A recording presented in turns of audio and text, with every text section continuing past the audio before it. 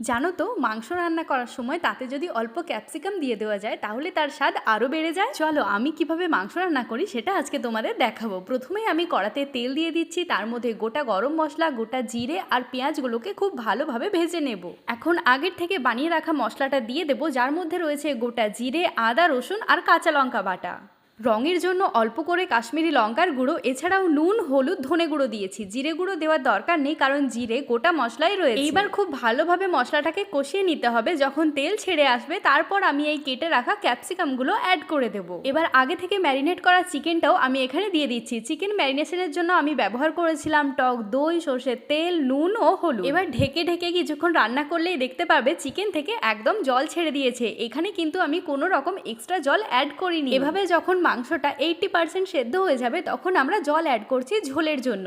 তোমরা যদি এখানে চিকেন কষা খেতে চাও তাহলে কিন্তু জল এতটা দেওয়ার কোনো দরকার নেই। এখন মাংসটা পুরোপুরি সেদ্ধ হয়ে গেছে। এবার আমি অল্প গরম মশলা ছড়িয়ে 5 মিনিট ঢেকে রেখে দিচ্ছি। তোমরা কিন্তু বাটা গরম মশলাও ব্যবহার করতে পারো, তাহলে এর স্বাদ আরও ভালো হবে। রংটা দেখতে পাচ্ছ কত সুন্দর হয়েছে, কি দেখেই খেতে ইচ্ছে করছে, তাই না? আর জানো তো, ক্যাপসিকাম দেওয়ার জন্য এর স্বাদ আরও সুন্দর হয়েছে। তো ভিডিওটা কেমন লাগলো অবশ্যই জানিও। দেখা হচ্ছে পরের ভিডিওয়ে।